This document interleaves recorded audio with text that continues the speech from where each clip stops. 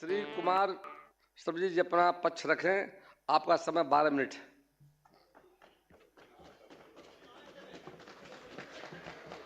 अध्यक्ष महोदय,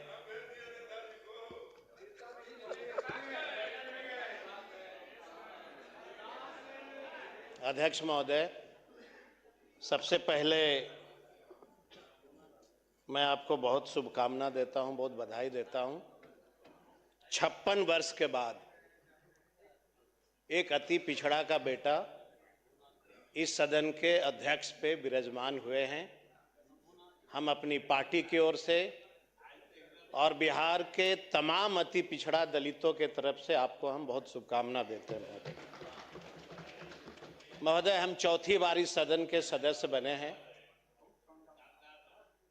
हर चुनाव में तरह तरह का महोदय अनुभव प्राप्त हुआ। अभी जैसे माननीय मुख्यमंत्री ने कहा कि हाथ क्यों नहीं उठा रहे, हम लोग इसलिए नहीं उठाए महोदय कि माननीय मुख्यमंत्री की बात बड़ी दुविधा वाली रहती है। जब हमको उधर बुलाते थे उस समय शिक्षा देते थे कि भाजपा देश का संविधान ही समाप्त कर देगा, और जब इधर आते तो हाथ उठाने कहते हैं। तो इनका बतवा हम कौन वाला माने? कोई तो ऐसा बात रहे जो माने। खैर महोदय, चुनाव में मैं अनुभव आपको बता रहा था। इस चुनाव में एक अलग सा अनुभव महसूस हुआ। चूंकि लोकतंत्र है, लोकतंत्र से ही देश और सारे राज्य चलते हैं। पहली बार हमने देखा महोदय, तो बधाई माननीय मुख्यमंत्री ने बिहार के सभी वोटर्स को दिया ही है। हमने पहली बार देखा इस इलेक्शन में दूसरे राज्यों से बड़े पैमाने पे ट्रेनें चली, और जो ट्रेन चली प्रचंड बहुमत आपको मिला, इसके लिए बधाई देता हूं। महिला सशक्तिकरण के लिए इलेक्शन के समय में आपने 10,000 रुपया महिलाओं को मजबूती के लिए दिया, इसके लिए भी आपको बधाई देता हूं। लेकिन एक आग्रह जरूर करेंगे महोदय कि जिन महिलाओं को बिहार में 10,000 पैसा मिला, फरवरी के महीने में जब सदन चले तो माननीय मुख्यमंत्री ये जरूर बता दे सदन को कि बिहार के कितने महिलाओं को उस पैसा से सशक्तिकरण मिला है, कितनी मजबूती मिली। ये हम आग्रह करेंगे अध्यक्ष महोदय। हम चाहते हैं कि अगर मुख्यमंत्री गरीबों के हितैषी हैं तो उस 10,000 का उपयोग हुआ कि सदुपयोग हुआ, ये बिहार की जनता और बिहार के सभी माननीय सदस्य इस बात को जानना चाहते हैं महोदय। बहुत सारे हमने देखा महोदय, करीबन 46 से 47 लाख वोटरों का नाम भी कटा। बड़ा लोग हल्ला करते थे, बांग्लादेशी है, बांग्लादेशी है। 46 से 47 लाख में एक भी बांग्लादेशियों का कोई रिकॉर्ड सरकार ने बिहार वासियों के सामने नहीं रखा। सत्ता आपकी है, हम लोग सबको साथ में चलना है। हर व्यक्ति चाहता है, हर जनप्रतिनिधि चाहता है कि बिहार का विकास हो। अभी एक चीज देख रहा हूं महोदय, अभी तक हम लोगों ने सुना था अध्यक्ष महोदय, जैसे आपके जब पुत्र की प्राप्ति हुई तो आपने बड़ी उमंग से, बड़ी खुशी से आप अपने बेटे का नाम रखा, उसी नाम से लोग पुकारते हैं। हम अभी अखबारों में देखते हैं पत्रकार के साथी हमारे सम्राट भाई के पिताजी ने सम्राट नाम रखा, और कितनी खुशी होती होगी कि मेरा बेटा का नाम एक राजा के स्वरूप है, और पद भी मिला। अब पत्रकार के साथी कुछ न कुछ इनके साथ गड़बड़ कर रहे हैं, इनका नाम रख दिया बुलडोजर बाबा। हम पहली बार जाने हुजूर कि किसी बेटा का नाम आजकल पत्रकार भी रखने लगे, पहली बार देखा हम। बाद में हमने कई पत्रकारों से पूछा महोदय कि मेरे मित्र कोई बुलडोजर बाबा काहे नाम रख रहे हैं? कहा गरीबों की झोपड़ियां उजड़ रही है, इसलिए उनको नाम बुलडोजर बाबा रख दिया। हमने कहा कि भाई अच्छा काम करते हैं, हमारे मित्र का सीआर खराब करना चाहते हैं। बेचारे अभी तुरंत गृह विभाग मिला है, तुरंत डिप्टी सीएम बने हैं और आपने तुरंत बुलडोजर बाबा नाम रख दिया। हमारा इच्छा है महोदय कि अगर हमारा भाई डिप्टी सीएम बने तो गरीबों का झोपड़ी उजाड़ करके अपना नामांकन नहीं होने दीजिए, हम यही आपसे गुजारिश करें। अब महोदय, माननीय मुख्यमंत्री जी ने भी कहा कि हम अपराध मुक्त बिहार बना दिए। महोदय, 2015 से 24 तक 80% अपराध में वृद्धि हुई है, 80% महोदय। और महोदय महोदय महोदय अभी हमने आपको कहा, महोदय अभी हमने आपसे एक वाक्य हमने कहा कि आपको प्रचंड बहुमत मिला और महोदय हमको मालूम था कि आपको जब प्रचंड बहुमत मिलेगा तो सदन के अंदर एक दलित के बेटा को भी बोलने का अधिकार नहीं मिलेगा। ये हमको पता है पहले से। अब लोगों को गलतफहमी हो गई है महोदय, लोगों को गलतफहमी ये हो गई महोदय, लोकतंत्र में सदन और सड़क, लोकतंत्र में सदन और सड़क महोदय दोनों है। हमारा कर्तव्य है महोदय, कृपया शांति बनाए रखें। महोदय महोदय हमारा आग्रह होगा महोदय, लोकतंत्र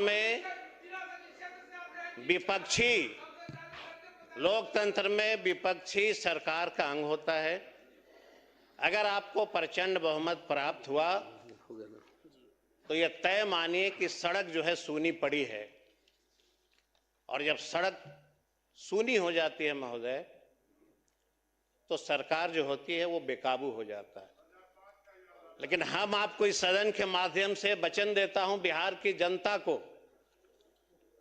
कि जब तक हम लोग हैं विपक्ष में, हम बिहार की सड़कों को सूनी नहीं होने देंगे महोदय। हम संघर्ष करेंगे।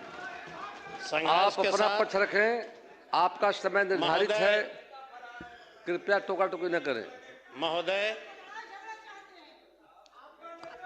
महोदय एक विधायिका कह रही हैं, हमको याद है महोदय जब हमारी सरकार थी वही महोदया सायरन लगा के चलती थी।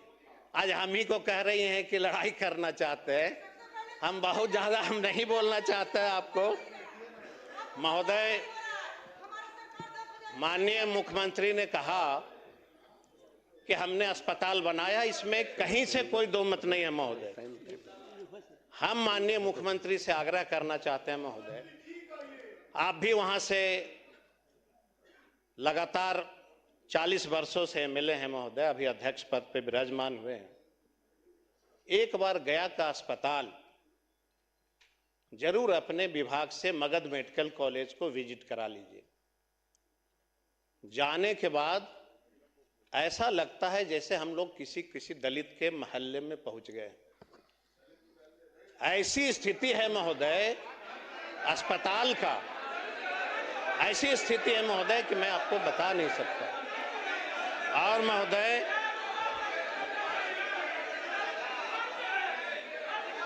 प्लीज कृपया शांति बनाए रखें। महोदय प्लीज प्लीज मैं महोदय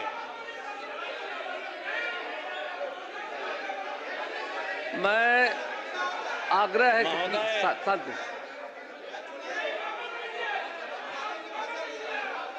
महोदय बैठ जाए। अध्यक्ष महोदय,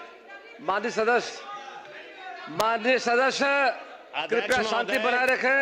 सरित बाबू, मैं स्वयं लगातार मैं देखता हूं, हाल में मैं अस्पताल में गया था और बहुत अच्छी व्यवस्था बदल गई जाकर के, और काफ़ी अंतर आया है। मैं तो लगभग 50 वर्षों से राजनीति में हूं और 40 साल से मैं मतलब विधायक बनने का मौका मिला जा करके। पहले क्या स्थिति वास्तव सच्चाई देखना चाहिए करके। आज काफ़ी बदल गया है। मैं स्वयं गया था हाल में और अपने ज्योति मांझी घटना घटाते के साथ हमला हुआ था इन पर, और मैं वहाँ मिलने गया था इनसे लगभग करीब चुनाव के क्रम में जाकर के, और काफ़ी अच्छी व्यवस्था वहाँ पर है। सच्चाई को रखिए और कुछ कमी होगा सरकार देखेगी जाकर के। कृपया बताइए। महोदय, मैंने कहा कि माननीय मुख्यमंत्री अपनी ओर से एक कमेटी बना दे और हम लोग भी साथ में चलेंगे। मगध मेडिकल कॉलेज की हालात को, बाहर के हालात जब देखेंगे महोदय, जहां पे एम्बुलेंस लगता है, नर्क से भी बदतर स्थिति है महोदय। जहां तक दलितों का बस्ती का सवाल है महोदय, महामहिम ने कहा कि नली और गली बनी। चौथी बार मैं सदस्य बन के आया हूं। 3 बार मैं अपने क्षेत्र में कभी भी वोट मांगने महोदय नहीं गया था। पहली बार मुझे वहां पे जाने का मौका मिला और मैंने जो दलितों की बस्तियों की हालात देखा हूं, आज भी मैं दावे के साथ कह सकता हूं महोदय।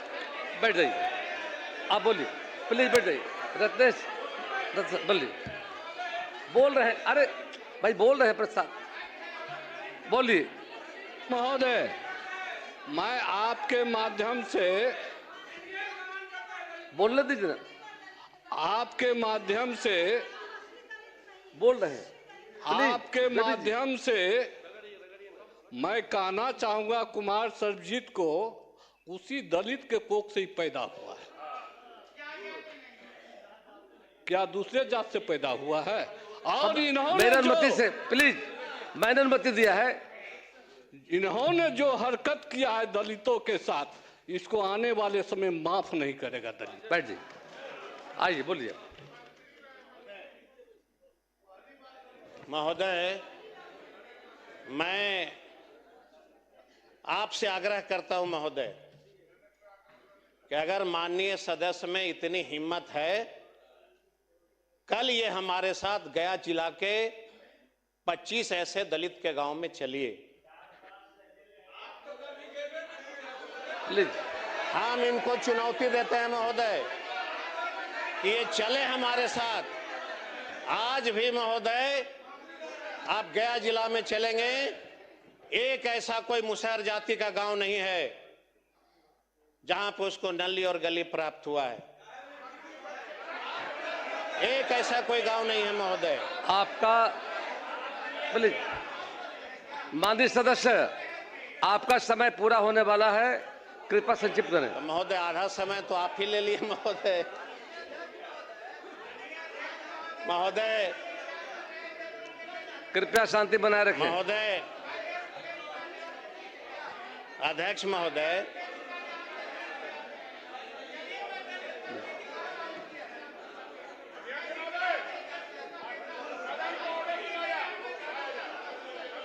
अध्यक्ष महोदय, प्लीज बैठ जाइए। आप रखेंगे अपना पक्ष अपने समय में। एक हमारा अंतिम आग्रह होगा महोदय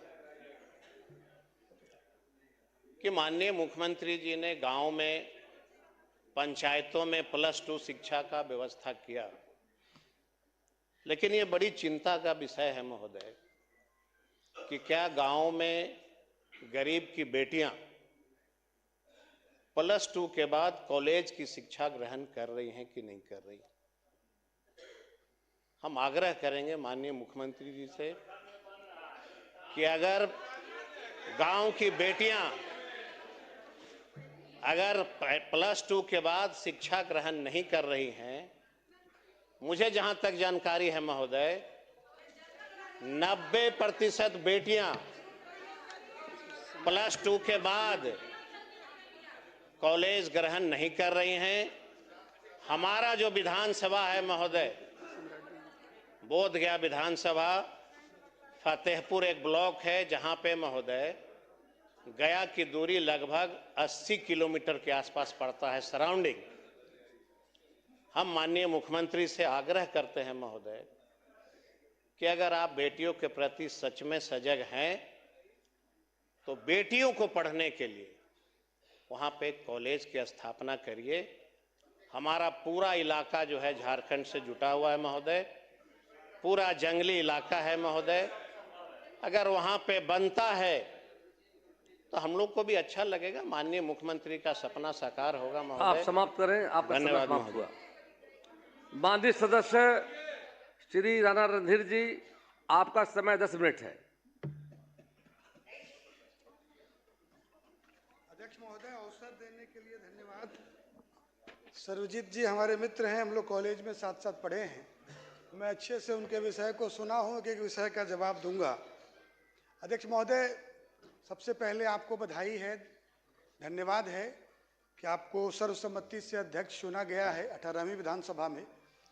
और मैं अपने नेता, सदन नेता आदरणीय मुख्यमंत्री जी, देश के दुनिया के यशस्वी नेता आदरणीय नरेंद्र मोदी जी और अपने द्वय उप मुख्यमंत्री सबके प्रति आभार प्रकट करता हूं कि मुझे ये अवसर मिला 18वीं विधानसभा में राज्यपाल महोदय के अभिभाषण पर बोलने का।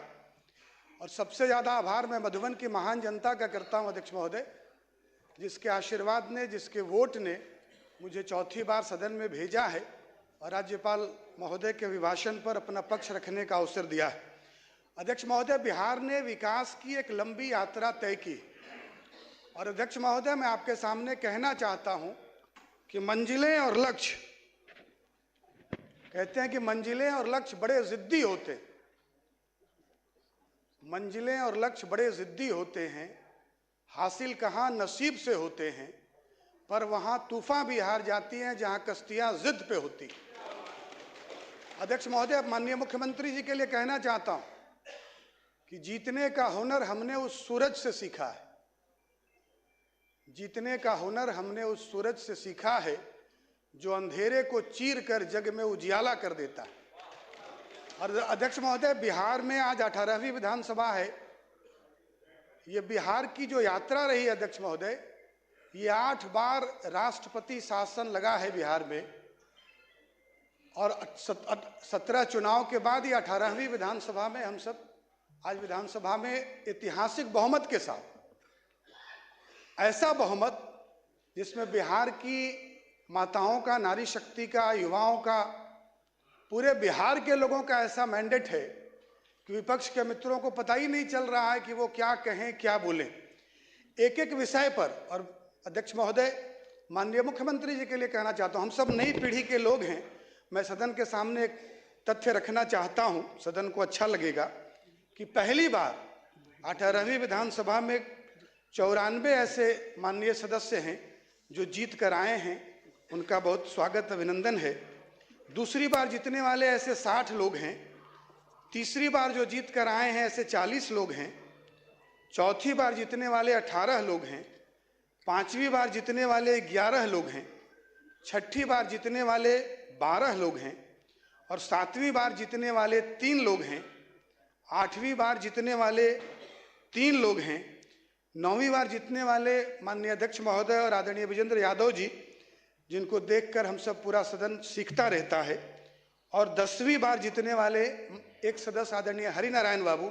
मैं चाहता हूं कि बार सदन मेज थपथपाकर हरिनारायण बाबू का स्वागत और अभिनंदन करे। अध्यक्ष महोदय, कहते हैं कि मेहनत अगर आदत बन जाए तो कामयाबी जो है वो मुकद्दर बन जाती। अध्यक्ष महोदय, फिर से रिपीट करता हूं, माननीय मुख्यमंत्री के लिए पंक्तियां सटीक बैठती हैं कि मेहनत अगर आदत बन जाए तो कामयाबी मुकद्दर बन जाती। 2005 में बिहार ने करवट लिया नीतीश कुमार जी के एनडीए के नेतृत्व में, और विकास की यात्रा जो नीतीश कुमार जी ने शुरू की, ये विचार की ताकत से की। और विचार में क्या था? बिहार का निर्माण करना था, बिहार में सड़कों का जाल बिछाना था, बिहार की पुलिस व्यवस्था, अर्थव्यवस्था और पुलिस के, बिहार के लॉ एंड ऑर्डर को ठीक करना था। और उस विचार की ताकत ने एनडीए सरकार के मुखिया नीतीश कुमार जी को, और हमारे सदन के अभी सदस्य नहीं रहे हमारे पूर्व उप मुख्यमंत्री आदरणीय सुशील मोदी जी को भी याद करना चाहता हूं, कि सदन के माध्यम से उनको श्रद्धांजलि देना चाहता हूं कि 23,000 करोड़ के बिहार को नीतीश कुमार जी के नेतृत्व ने, स्वर्गीय सुशील कुमार मोदी जी एनडीए के नेतृत्व ने 3,17,000 करोड़ का बिहार बनाने का काम किया।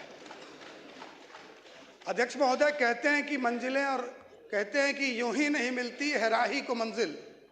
हमारे मित्र ने कहा, आपको धन्यवाद दिया और कहा कि 56 वर्षों के बाद पहली बार बिहार विधानसभा के अध्यक्ष कोई अति पिछड़ा बने। मैं अपने मित्र से कहना चाहता हूं, भाई सर्वजीत जी से, किसी सदन में कर्पूरी ठाकुर जी मुख्यमंत्री रहे, जननायक कर्पूरी ठाकुर जी रहे, आपकी भी सरकार थी, महागठबंधन की सरकार थी, आपने चिंता नहीं किया। नरेंद्र मोदी की सरकार ने स्वर्गीय कर्पूरी ठाकुर जी को भारत रत्न देने का काम किया है। अभी हमारे मित्र को चिंता थी कि दलित को सदन में भारतीय जनता पार्टी एनडीए गठबंधन से जितने दलित जीत कर आए हैं, आप डाटा उठाकर देख लीजिए, आपको समझ में आएगा कि एनडीए सरकार कैसे समाज के सभी तबकों का ख्याल रखती है। ये सबका साथ सबका विकास करने वाली सरकार है, ये न्याय के साथ विकास करने वाली सरकार है। और इस सरकार ने क्या क्या विकास के लिए काम किए हैं, जनता ने उस पर मुहर लगाई। किस प्रकार से बिहार का जीएसडीपी मैं रखना चाहता हूं सदन के सामने कि 2023-24 में ये बढ़कर 8,54,449 करोड़ तक पहुंच गया। इसको प्रतिशत में लें तो ये प्रतिशत जीडीपी का बिहार के स्थिर कीमतों पर विकास दर 9.2% है और वर्तमान कीमतों पर 14.5% की बढ़ोतरी दर्ज की गई। अध्यक्ष महोदय, राज्य के प्रति व्यक्ति का आय बढ़ा है अध्यक्ष महोदय, और ये आय बढ़कर करंट प्राइस पर 66,828 हुआ है अध्यक्ष महोदय, और स्थिर प्राइस पर, कांस्टेंट प्राइस इसको कहते हैं, उस पर 36,333 हो चुका है। इसका अर्थ है अध्यक्ष महोदय कि राज्य की आमदनी बढ़ी है, राज्य में निवेश बढ़ा है और संसाधन मजबूत हुए हैं। अध्यक्ष महोदय, महिला सशक्तिकरण में तो माननीय मुख्यमंत्री जी ने बताया कि बिहार ने मिसाल कायम किया है। बिहार ने विचार की ताकत से 2006 में जो जीविका दीदियों का समूह खड़ा किया, आज 11 लाख समूह बन के तैयार है अध्यक्ष महोदय। 1.5 करोड़ इसके मेंबर हैं अध्यक्ष महोदय, और जीविका दीदियों के समूह ने पूरे बिहार में, जीविका ने महिलाओं को न केवल आर्थिक बल्कि सामाजिक नेतृत्व दिया है, निर्णय की क्षमता दी है अध्यक्ष महोदय। और बिहार, अध्यक्ष महोदय, हम लोग चुनाव में गए थे और हम लोगों ने इस बात को कहा था कि हम लोगों ने, हमारे नेता ने कहा था कि हम इस बार का चुनाव नए बिहार के निर्माण के लिए मांग रहे हैं, विकसित बिहार के निर्माण के लिए मांग रहे हैं।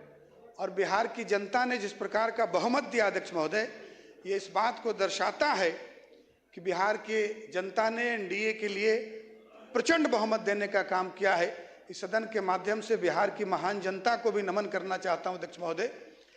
अध्यक्ष महोदय, मुख्यमंत्री जी ने जो जीविका योजना शुरू की, जीविका दीदियों के लिए मुख्यमंत्री महिला रोजगार योजना शुरू की, और न केवल शुरू किया बल्कि माननीय मुख्यमंत्री जी, हम लोगों ने, आज मैं सदन में ये बात रखना चाहता हूं कि हम सब नई पीढ़ी के नेता हैं, हमको ये सौभाग्य हुआ नई पीढ़ी में सदन में आने का। हम लोगों ने दीनदयाल उपाध्याय जी का दौर नहीं देखा, हम लोगों ने श्यामा प्रसाद मुखर्जी जी का दौर नहीं देखा, हम लोगों ने अटल बिहारी वाजपेयी जी के साथ काम नहीं किया है, हम लोगों ने राम मनोहर लोहिया जी के साथ काम नहीं किया, हम लोगों ने जयप्रकाश जी के साथ काम नहीं किया। लेकिन हम सबको इस बात का फक्र है कि हम लोगों ने नीतीश कुमार जैसे व्यक्ति के साथ काम किया। नीतीश कुमार जी के मंत्रिमंडल में रहने का सौभाग्य हुआ, जिसने बिहार की दशा और दिशा बदलने का काम किया। अध्यक्ष महोदय, अभी चुनाव के बाद भी माननीय मुख्यमंत्री जी ने पिछले दिनों जीविका दीदियों के खाते में 10-10 हजार रुपया फिर से देने का काम किया है। माननीय राज्यपाल महोदय जी ने, राज्यपाल महोदय का माननीय का अभिभाषण बिहार के सरकार का विजन डॉक्यूमेंट होता है, सरकार ने क्या क्या काम किए हैं और आने वाले वर्षों में सरकार क्या काम करने वाली है, पूरा विषय सरकार रखती है विजन अभिभाषण के माध्यम से। माननीय मुख्यमंत्री जी ने जीविका, सेविका, सहायिका, ममता, आंगनबाड़ी दीदियों के माध्यम से बिहार में एक ऐसा महिला सशक्तिकरण के लिए नेटवर्क डेवलप किया है कि मुझे सदन को बताते हुए खुशी है कि आज हमारी आशा की जो दीदी है, जिनका मानदेय 1000 से बढ़ाकर, आपका समय समाप्त हो रहा है।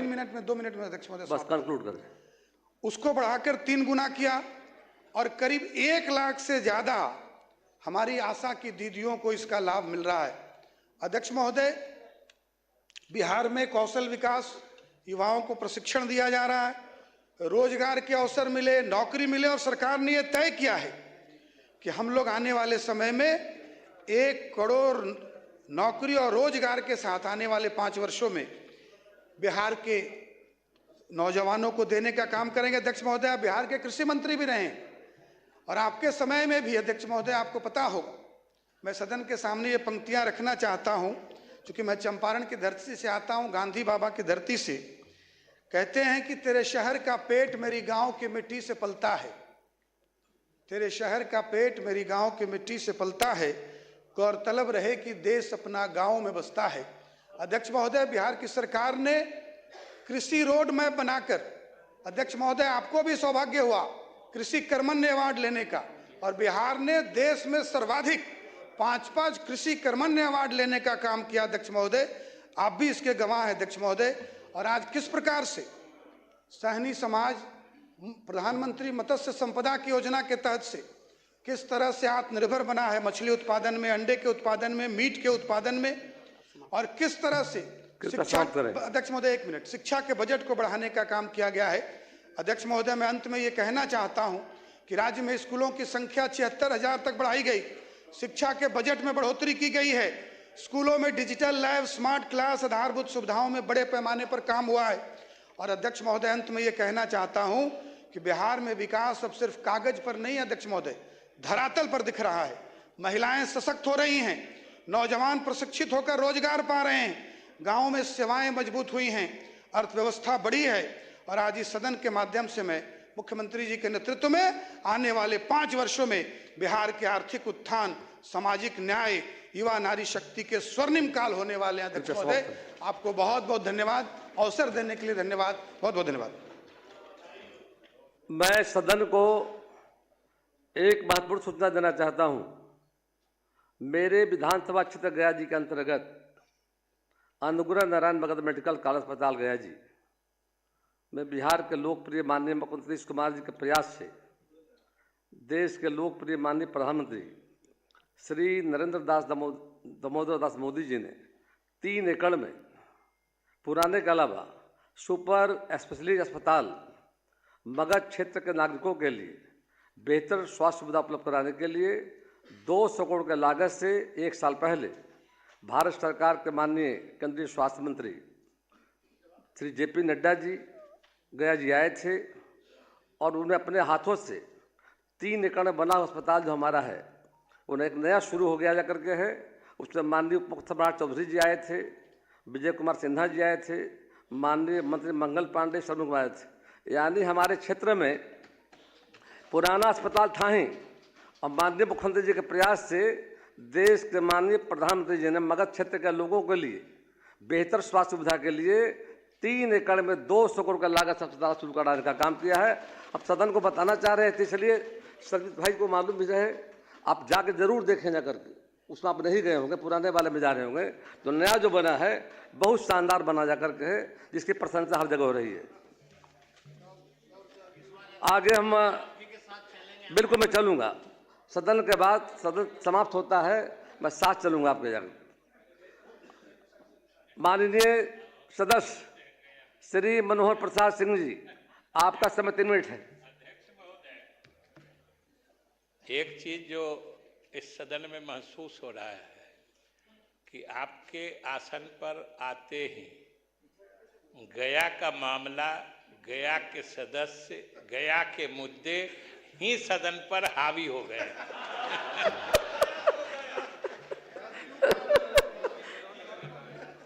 माननीय सदस्य श्री मनोहर प्रसाद सिंह जी, आपका समय 3 मिनट है।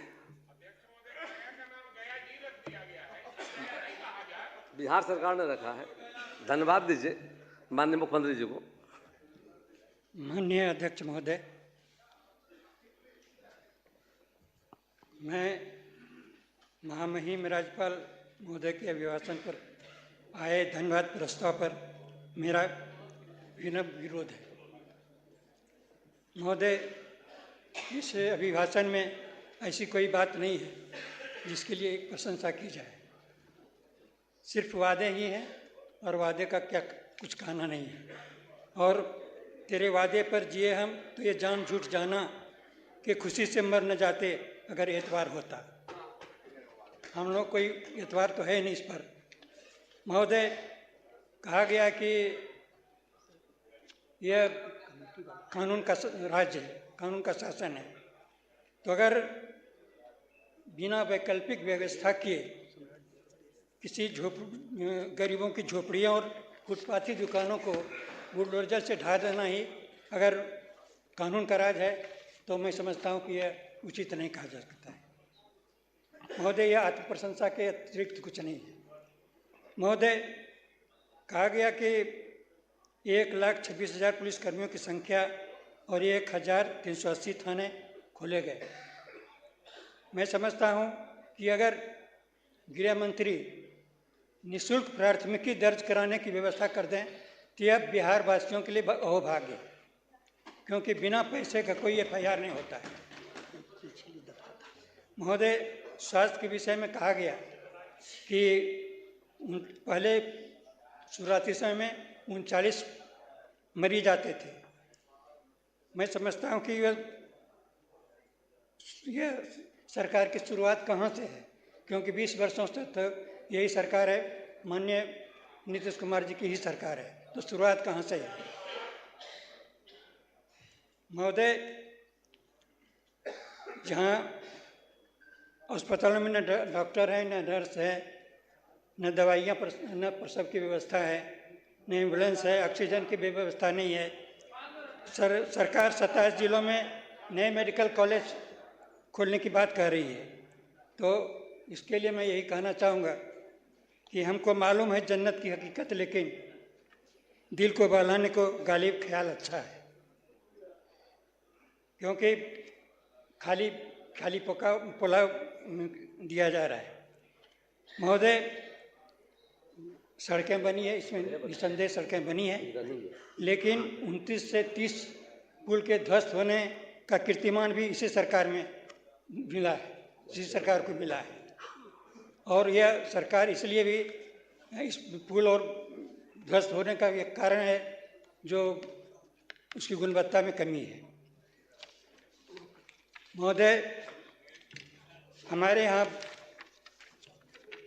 कटाव है और बहुत जोरों से कटाव है, और अहमदाबाद में बावला बनना है, मनिहारी में जुरियाई है, कटाव हो रहा है, लेकिन जो जल संसाधन विभाग के अभियंता इस कटाव से हाथ उठा चुके हैं कि भाई हम लोग को कोई भी पैसा ही नहीं है, हम लोग कहाँ से कटाव का व्यवस्था कर सकते हैं।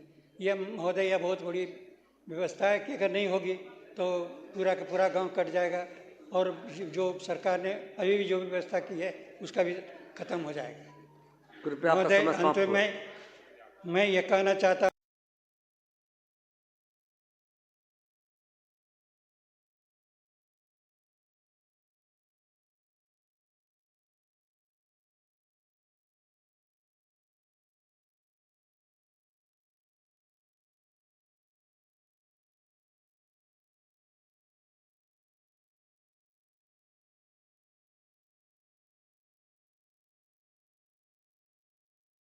कि जो सरकार है अपने अंतर्द्वंद्वों से ही सरकार ने बड़ी अपनी शक्ति दिखाई थी और राष्ट्रीय स्तर पर इसका चर्चा हुआ कि बिहार में जाति आधारित गणना हुआ। लगभग 500 करोड़ नकद और सरकारी कर्मियों के खर्च को जोड़ रहे तो 5,000 करोड़ का खर्च हुआ है।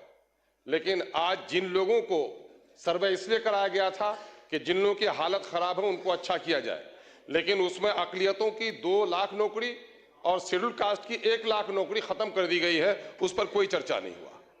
बिहार को अगर विशेष राज्य का दर्जा या सेंटर से कोई पैकेज मिलता है तो वो गरीबी की वजह से, और सबसे बुरा हाल सीमांचल का है, और सीमांचल के बारे में एक शब्द भी इसमें नहीं कहा गया है। एएमयू और एम्स जैसे संस्थाओं को सीमांचल की जरूरत है, उस पर कोई बात नहीं की गई है। रेवेन्यू में व्यापक भ्रष्टाचार है, पूरे तौर पर रेवेन्यू के कर्मचारी लोगों को लूट रहे हैं। साइकिल, पोशाक, मध्याह्न भोजन सब जोड़ लें, जितना आप देते हैं उससे कई गुना ज्यादा रैयतों से लोग वसूल कर रहे हैं, उस पर कोई कार्रवाई नहीं हो रही है। हेल्थ के मामले में अगर आप देखेंगे, मेरे विधानसभा क्षेत्र और सीमांचल की यही हालत है कि मेरे यहाँ 35 डॉक्टर होना चाहिए 5 लाख आबादी में, सिर्फ 11 डॉक्टर हैं। क्या आज के दिन में भी हमारे साथ यही नाइंसाफी रहेगी? एजुकेशन का हाल चौपट है। यूरिया की कीमत अभी 350 में बैग मिल रही है। आपका सर एक मिनट आपके तरफ से कृपा कीजिए सर। माँ सब बच्चे से प्यार करती है, लेकिन कमजोर बच्चे का जरा ख्याल रखती है। महोदय, मैं आपसे कहना चाह रहा हूं, सीमांचल कटाव है और वहां पर कटाव के सिलसिले में कुछ भी काम नहीं हो पा रहा है। मैं आपको यह भी कहना चाहता हूं कि इस वक्त कब्रिस्तानों की घेराबंदी बड़ा काम नहीं है, मामला लॉ एंड ऑर्डर को दुरुस्त बनाना है। इस वक्त गरीबों को उजाड़ा जा रहा है, और माननीय मैं गृह मंत्री से कहूंगा कि बुलडोजर एक खौफ का मामला हो गया है। कानून का राज जरूर स्थापित कीजिए, लेकिन बुलडोजर के नाम पर गरीबों को मत आप डराने का काम कीजिए। अमीरों के जो महल बने हैं गैर कानूनी तौर पर, उन पर बुलडोजर लगा दीजिएगा तो यकीनन है कि आपको हम लोग शाबाशी देंगे, लेकिन गरीबों की झोपड़ी को उजाड़ कर, जिनको रोजगार नहीं दे पाए हैं, उनकी वैकल्पिक व्यवस्था कर दीजिए, फिर उनको उजाड़ने, उनको हटाने का काम कीजिए। बहुत बहुत महोदय, आपने समय दिया, उसके लिए बहुत बहुत शुक्रिया।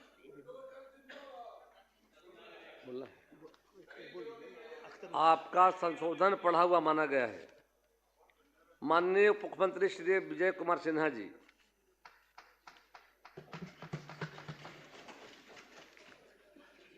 अध्यक्ष महोदय, मैं माननीय राज्यपाल के अभिभाषण के धन्यवाद प्रस्ताव के पक्ष में अपनी बात रखने को लिए खड़ा हुआ हूं।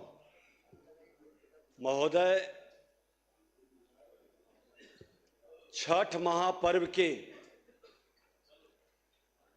पावन पर्व की पवित्रता और शुद्धता के उपरांत लोकतंत्र का महापर्व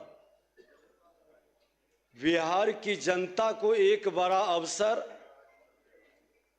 प्रदान किया कि जिन बिहारियों को लोग कलंकित करने का प्रयास किया था, बदनाम करने का प्रयास किया था, उसके गौरव गाथा को मिटाने का, उसके सांस्कृतिक विरासत पर बार बार चोट करने का प्रयास किया था। लोकतंत्र के महापर्व पर हर बिहारी को गौरवान्वित होने का एक अवसर प्रदान किया, और उस लोकतंत्र के महापर्व में बिहार की जनता ने चुनाव आयोग के शांतिपूर्ण, निष्पक्ष और सौहार्दपूर्ण समापन पर जो परिणाम दिया है, हर बिहारी गौरवान्वित है। बिहार की जनता का मैं हृदय से आभार और धन्यवाद देता हूं कि लोकतंत्र की जननी की ये पावन भूमि पर निवास करने वाले हर बिहारी देश को संदेश दिया।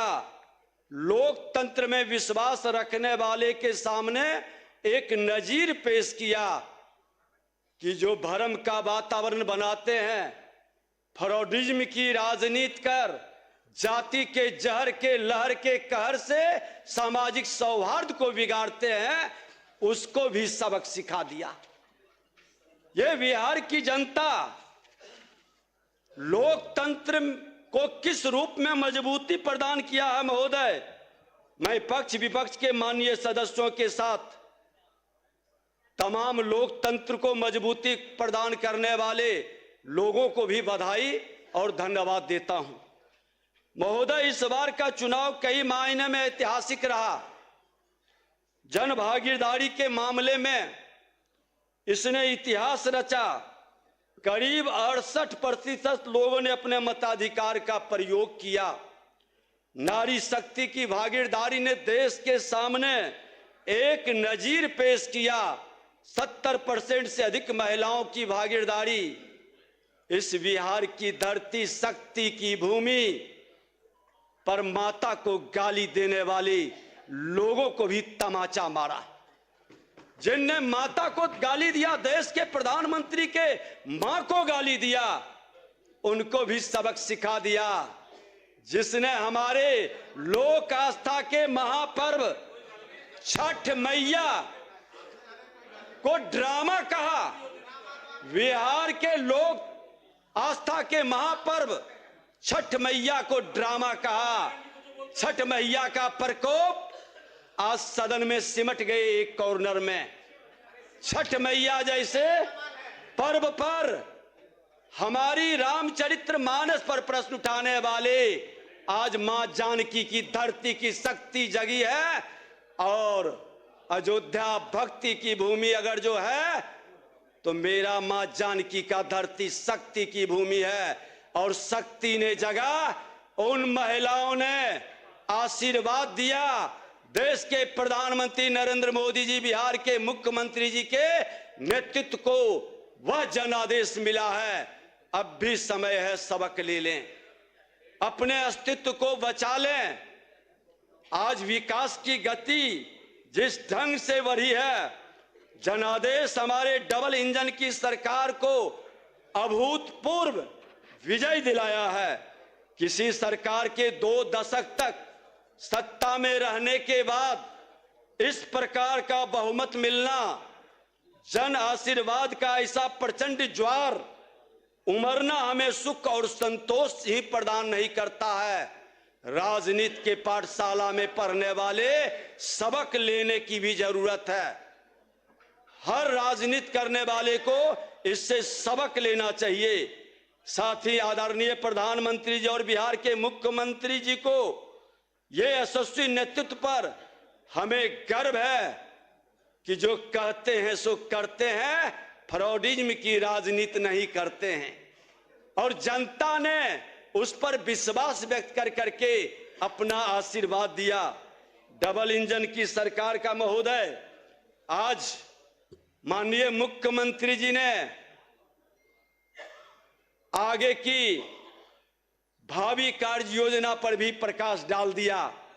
मुख्यमंत्री महिला रोजगार योजना का प्रभावी क्रियान्वयन अगले 5 वर्ष में 1 करोड़ लखपति दीदी बनाने का लक्ष्य, उस शक्ति का सम्मान को आगे बढ़ाने का।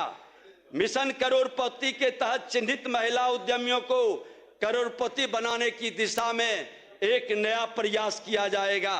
अति पिछड़े वर्ग से आने वाले व्यवसायी समूह को 10 लाख की सहायता। ये अति पिछड़ा समाज के लोगों के मन के अंदर जो भय पैदा करता था, दलित महादलित के वोट को वंचित करने का जो खेल खेलता था और बुद्ध से जो जिन निकलता था, वो भय मिटा है इस चुनाव में। पीएम किसान सम्मान निधि के साथ कर्पूरी ठाकुर सम्मान निधि के रूप में राज्य के किसानों को राज्य सरकार 3000 रुपये देगी। महोदय, बिहार दुग्ध मिशन को प्रखंड स्तर पर प्रोसेसिंग और चिलिंग सेंटर बनाकर गति देने का काम रोजगार के एक नए अवसर को आगे बढ़ाएगा। बिहार गतिशील मास्टर प्लान बनाकर 7 नए एक्सप्रेसवे का विकास, जो बिहार के गति को कितना तेज गति से बढ़ाया है। माननीय मुख्यमंत्री जी ने ठीक कहा कि 6 घंटे से 5 घंटे, अब तो हम पथ निर्माण मंत्री थे उसी समय हुआ कि 3 से 3.5 घंटे बिहार के किसी भी कोने से हम राजधानी पहुंच सकते हैं। ये सारी कार्य योजनाएं जमीन पर उतर रही है। 4 नए शहरों में मेट्रो का विकास का वादा और शक्ति की भूमि सीतापुरम के रूप में विश्व स्तरीय आध्यात्मिक नगरी के रूप में मां जानकी का जन्मस्थली का विकास किया जाएगा। महोदय, आज 10 नए शहरों में घरेलू विमान की सुविधा उपलब्ध कराई जा रही है। यह विकसित बिहार के स्वरूप को, डबल इंजन के वातावरण को बिहारियों को गौरवान्वित करने का क्षण प्रदान कर रहा है। आज बिहार विकसित बिहार औद्योगिक मिशन के अंतर्गत 1 लाख करोड़ के निवेश से औद्योगिक क्रांति लाने का काम शुरू होने जा रहा है। 10 नए औद्योगिक पार्क का विकास, गरीबों के लिए पंचामृत गारंटी, 125 यूनिट बिजली मुफ्त दिया गया। लोग ढोल बजाते हैं, गरीबों को लालटेन युग से महोदय हमने बाहर लाया। अब लालटेन इतिहास के कूड़ेदान में चला गया।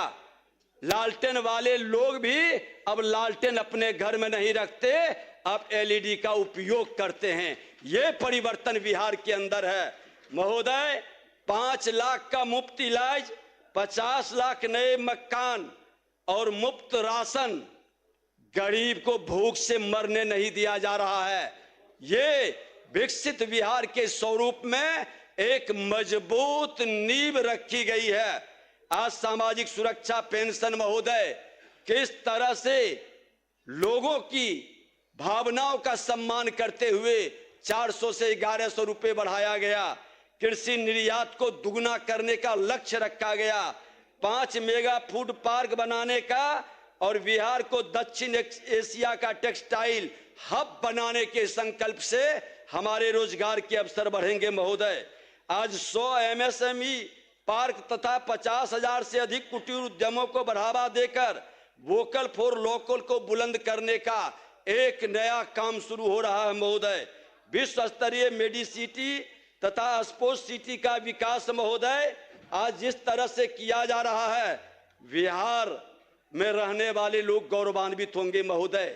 आज विकसित भारत में निर्णायक भूमिका निभाने वाले विकसित बिहार बनाने के सेंटीमेंट के साथ हमने जनता से अगले 5 वर्ष में 1 करोड़ युवाओं को नौकरी और रोजगार देने का कमिटमेंट जो माननीय मुख्यमंत्री जी ने किया है, हमारी सरकार ने की है। पहले कैबिनेट में महोदय बिहार में 25 नई चीनी मिल खोली जाएगी। पहले से 9 चीनी मिल बंद जो पड़ी है उसे चालू किया जाएगा, क्योंकि अब अराजकता फैलाने वाले जंगल राज का भय नहीं है। अब निवेशक आएंगे और पूरे विश्वास के साथ डबल इंजन की सरकार की बातों पर वो निवेश करेंगे। बिहार में 11 नए टाउनशिप, गलती से 2 बार ये जंगल राज की छाया कहीं न कहीं बिहार पर पड़ा, जिससे निवेशक रुका। बिहार में 11 नए टाउनशिप विकसित किए जाएंगे महोदय। इसमें 9 प्रमंडलीय मुख्यालय के अलावा सीतामढ़ी और सोनपुर भी शामिल है। बिहार को पूर्वी भारत का टेक हब के रूप में विकसित करने के उद्देश्य से defence corridor, semiconductor manufacturing park, global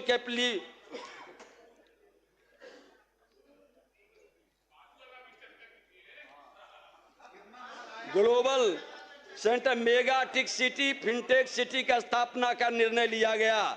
Bihar को न्यू एज इकोनॉमी के अंतर्गत एक वैश्विक bank and hub global park place के रूप में विकसित करने के लिए उच्च स्तरीय कमेटी का गठन भी किया जा रहा है। स्टार्टअप एवं अनयूज इकोनॉमिक क्षेत्र के रोजगार देने वाली गतिविधियों के विस्तार के उच्च स्तरीय कमेटी का गठन। बिहार आर्टिफिशियल इंटेलिजेंस मिशन की स्थापना भी की जा रही है महोदय। बालू वाले लोग बालू की चाहत की जो भावना रखते हैं, तो मैं उनको बता देना चाहता हूं कि जिस बालू के मामले में नरसंहार होता था, आप यहां थे और मैं वहां बैठा था। 1000 राउंड गोली इसी कोइलवर में चली थी। 3 दिन सदर के अंदर प्रश्न उठा था, हंगामा हुआ था। आज बता रहे हैं, धैर्य से सुनिए। आज उस गोली कांड का एक भी साल भर में घटना नहीं घटित हुआ और राजस्व 117% बढ़ाया महोदय। ओवरलोडिंग बंद है, 10,000 का इनाम भी है। गड़बड़ करेंगे तो अंदर भी जाएंगे और हर्ष फायरिंग नहीं, वह पटाखा फोड़ने का और उसकी जांच भी हुआ है। और अगर जो इस तरह ये जंगल राज वाले लोग को खुला चुनौती है कि जाकर के रोज वो जो पटाखा उस दिन फूटा है रोज शादी में वो फोड़ रहा है। ये पूरा बिहार, वहां का प्रशासन और आपके विपक्ष के लोग ने भी बयान दिया है, जो कांग्रेस में गए हैं वो लोग भी कहा कि नहीं, ये हर्ष फायरिंग नहीं, ये पटाखा फोड़ने का जो शादी ब्याह मरनी हरने में भी ये काम करते हैं, उसकी जवाब जांच भी आई। आपको बालू के क्षेत्र में महोदय मैंने जो क्रांतिकारी कदम उठाया, आप मेजर मिनरल में भारत सरकार से मेजर मिनरल में भी कई नए ब्लॉक स्टार्ट करने जा रहे हैं। और मैं ये बता दें महोदय कि राजस्व एवं भूमि सुधार विभाग के तहत कई नए कड़े कदम उठाए जाएंगे महोदय। जो बालू माफिया जिस तरह से उसके फन को तोड़ने का प्रयास किया, आज कई बालू माफिया घाट सिलेंडर करके भाग रहे हैं। मैं उनको भागने नहीं दूंगा, उसके सिक्योरिटी को भी जब्त करूंगा और नए नियम के तहत बालू में काम करने वाले लोग रोजगार के अवसर पैदा करेंगे। ये माहौल भी खड़ा करने का हम प्रयास करेंगे। दूसरा, राजस्व भूमि सुधार के अंदर भू माफिया, ये बालू माफिया और भू माफिया हमारा नेतृत्व ने हमारे जिम्मे दिया है, उनके विश्वास पर खरा उतरकर इन दोनों को बिहार में सुशासन का राज स्थापित करने का प्लीज बैठ जाए, प्लीज अनुमति महोदय। ऐसे नकारात्मक भाषा बोलने वाले लोग बिना प्रमाणिकता के, इस तरह के लोग ही अराजकता बिहार में जंगल राज फैलाए थे और इनसे मुक्ति के लिए हमने संकल्पित हुआ है और बहुत जल्द बहुत चेहरे भी उजागर करेंगे।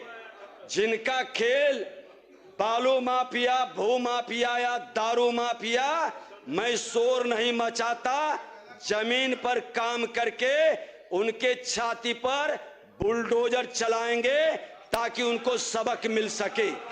ये व्यवस्था मैं जरूर बनाऊंगा महोदय। और एनडीए सरकार के परेशानी हुई, घबराए, जो अच्छा काम करेंगे उनको घबराने की जरूरत नहीं है। कृपया संक्षिप्त करें। जो अच्छा काम करेंगे उनको घबराने की जरूरत नहीं है। बैठे ना बोले, परेशानी आपका झलक रहा है, ये हम देख रहे हैं। कृपया टोका-टोकी न करें, बैठे ना बोले। सुशासन के साथ शांति विकसित बिहार बनाने के संकल्प को सरकार साकार करेगी। डबल इंजन की सरकार प्रधानमंत्री और मुख्यमंत्री के नेतृत्व में आगे बढ़ेगा। इसी के साथ पुनः सभी माननीय सदस्य जो नए आए हैं उनका अभिनंदन, उज्जवल भविष्य की कामना। और मैं कहूंगा, जब मौसम बदलता है महोदय, मौसम बदलता है तो मौसम के अनुसार वस्त्र पहनता है, खान पान बदलता है, रहन सहन बदलता है। जो नहीं बदलेंगे वो जरूर बीमार पड़ेंगे। मित्र के नाते सलाह है कि मौसम बदला है, सुशासन की सरकार, न्याय के साथ विकास, सबका साथ सबका विकास के भाव में आप अपने अराजकता की मानसिकता से बाहर निकलकर विकसित बिहार बनाने में सहयोग करें। आप उसमें अपनी भागीदारी करें, हमारी यही शुभकामना है। बहुत बहुत धन्यवाद। माननीय सदस्य श्री राजू तिवारी जी, आपका समय 4 मिनट है। 5 मिनट सर, 5 मिनट है, 4 मिनट उनका हम दिए हैं हमारे सदस्य। अध्यक्ष महोदय, आपने हमको बोलने का मौका दिया, इसके लिए बहुत बहुत धन्यवाद। और साथ साथ मैं जिस विधानसभा गोविंदगंज से चुन के आया हूं, वहां के देवतुल्य जनता का और वहां बाबा सोमेश्वर नाथ की कृपा आशीर्वाद से मैं सदन में पहुंचा हूं और अपने नेता आदरणीय चिराग पासवान जी को आशीर्वाद से, उनके नेतृत्व में। अध्यक्ष महोदय, मैं कहना चाहता हूं, इस सदन में राज्यपाल के अभिभाषण के पक्ष में हमको बोलने का मौका दिया है आपने। अभी इस सदन में हम सुन रहे थे, हमारे मुख्यमंत्री जी के बोलने के बाद नेता प्रतिपक्ष के स्थान पर हमारे भाई माननीय कुमार सर्वजीत जी बोल रहे थे। हमको याद है कि कुमार सर्वजीत जी पहली बार इस सदन के सदस्य हुए थे। उसमें हमारे नेता, हमारे पार्टी के संस्थापक पद्म भूषण रामविलास पासवान जी के आशीर्वाद से ये पहली बार इस सदन में आए थे।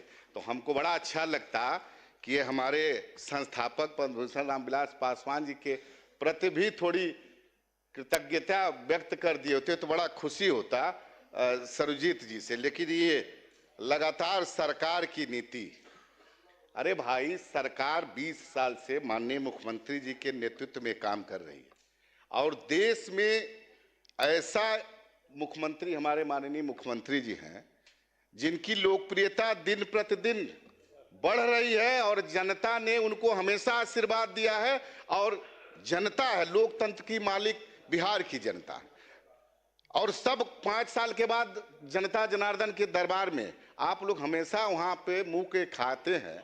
अब फिर भी ज्ञान नहीं करते कि कैसे मुख्यमंत्री जी और हमारे, अभी तो आप लोग, हमको लग रहा है कि मुख्यमंत्री जी की जो सुशासन का राज है उसके हिसाब से हमारे देख रहे हैं कि दो डिप्टी सीएम हमारे आदरणीय डिप्टी सीएम सम्राट चौधरी जी से ज्यादा भयभीत दिख रहे हैं।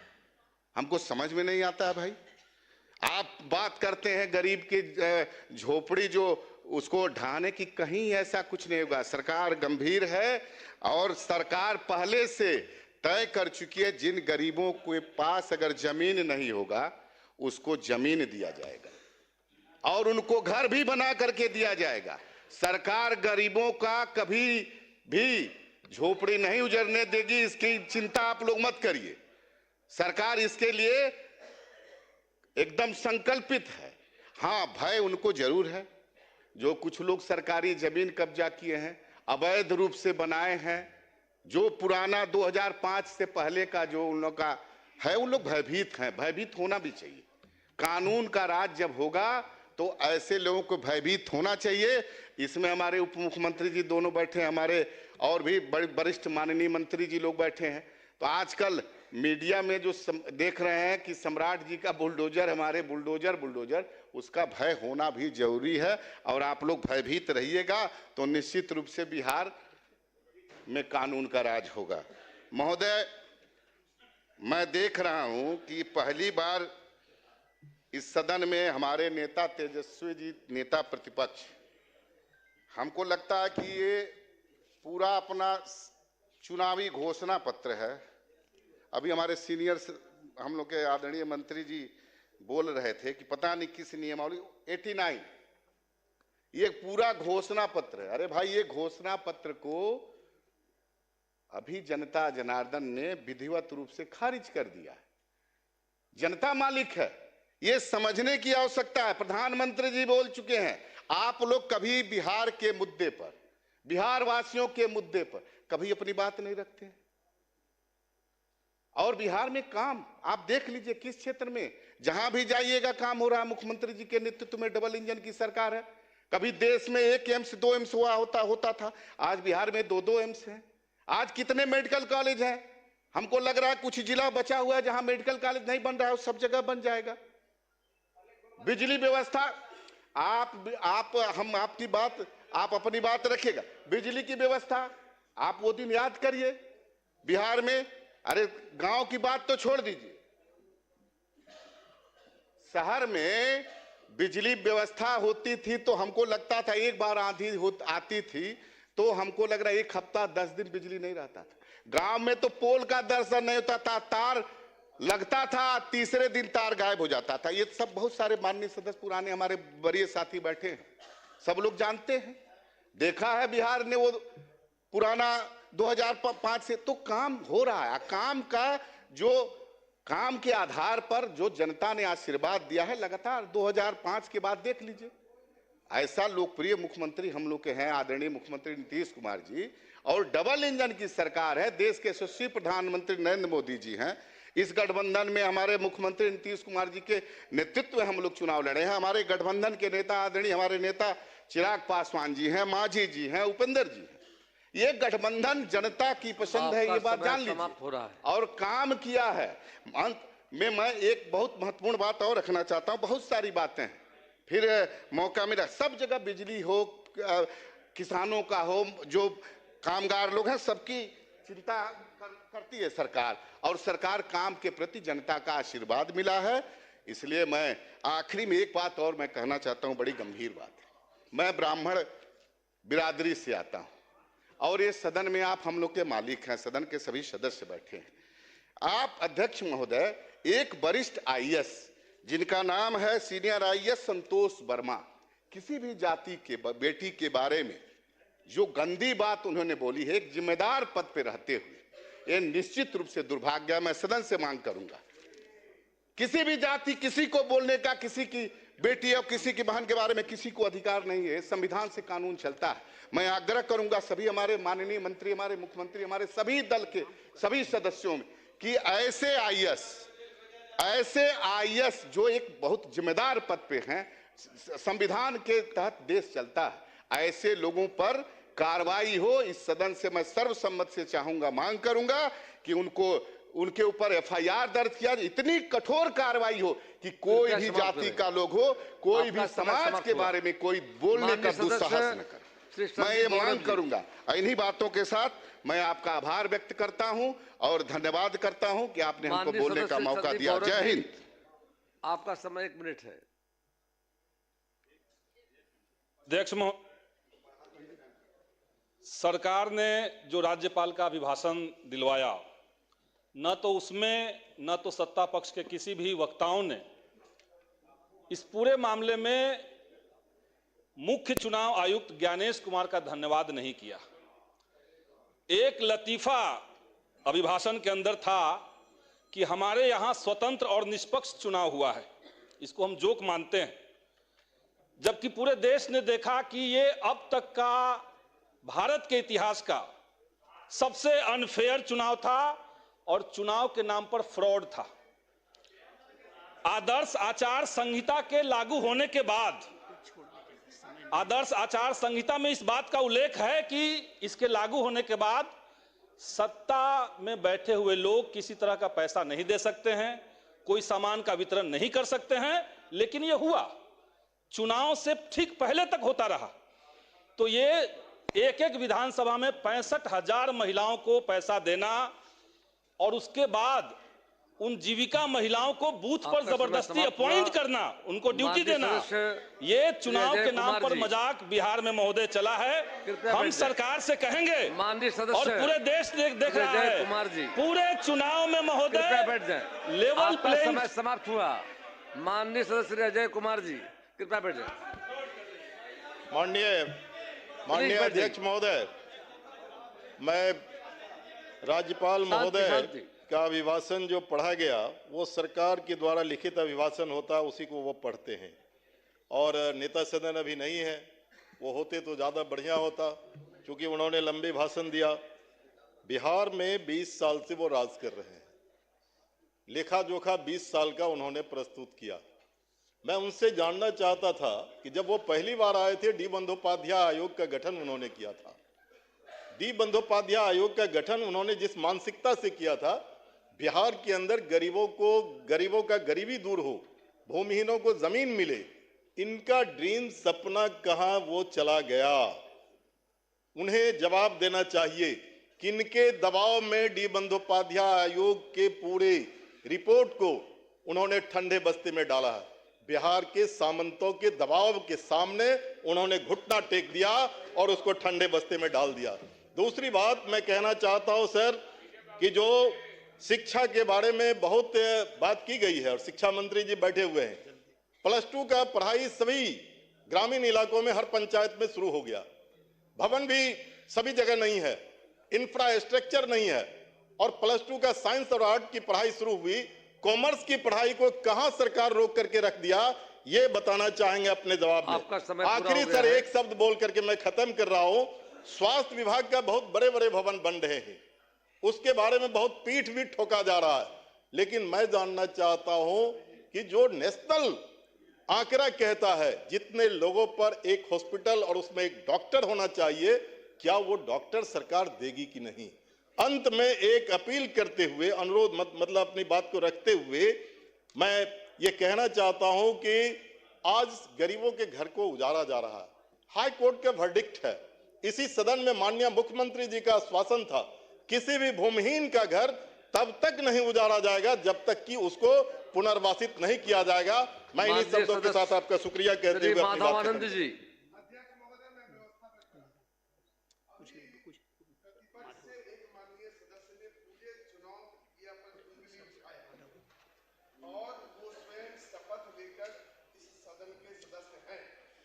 अगर चुनाव प्रक्रिया अनफेयर हुआ, ऐसा वो महसूस करते हैं, तो उनको सदन से त्यागपत्र देकर चला जाना चाहिए और सदन में अगर रहना है माननीय तो सदस्य उन्हें श्री माधव आनंद जी, व्यक्त करना चाहिए। आपका समय 2 मिनट है। अध्यक्ष जी, सबसे पहले तो मैं आपको सबसे शांत हो जाइए। माननीय अध्यक्ष जी, सबसे पहले तो मैं आपको धन्यवाद देना चाहूँगा कि महामहिम राज्यपाल के अभिभाषण पे मुझे बोलने का मौका दिया। साथ ही साथ एनडीए के सभी शीर्ष नेतृत्व और मैं अपनी पार्टी राष्ट्रीय लोक मोर्चा के राष्ट्रीय अध्यक्ष जी को भी धन्यवाद देना चाहता हूं कि उनके कारण मैं पहली बार इस विधानसभा का सदस्य के रूप में यहाँ आया हूँ। अध्यक्ष जी, मैंने देखा है 2005 से पहले का भी बिहार देखा था और उस समय मैं छात्र जीवन में था। उस समय की क्या स्थिति थी और जो स्थिति थी वह भयावह स्थिति थी। और मैं, क्योंकि 2 मिनट का ही वक्त है सर, लेकिन आपसे हम लोग को संरक्षण मिलेगा क्योंकि पहली बार मौका मिला है, तो हो सकता है 5-10 सेकंड आगे पीछे हो जाए। 2005 से पहले की जो स्थिति थी सर, जब हम लोग छात्र जीवन में थे, जब हम लोग दिल्ली गए थे, तो उस समय बिहारी के नाम पे कितना हम लोग को प्रताड़ित किया जाता था। बिहारी लोग जो ही समझते थे कि हम लोग बिहार से आए हैं, तो लोग मकान किराए पर देने के लिए तैयार नहीं थे। तरह तरह की आलोचनाओं का सामना करना पड़ता था। लेकिन जब 2005 में जब सरकार बनी नीतीश जी की, और उसके बाद से जो परसेप्शन चेंज हुआ अपने बिहारियों को लेकर, आज मैं गर्व से कहता हूं, जब पासपोर्ट पे भी लिखता हूं कि हम बिहार के हैं तो गर्व के साथ लिखते हैं। आदरणीय नीतीश कुमार जी ने 2 बहुत महत्वपूर्ण काम किए अध्यक्ष जी।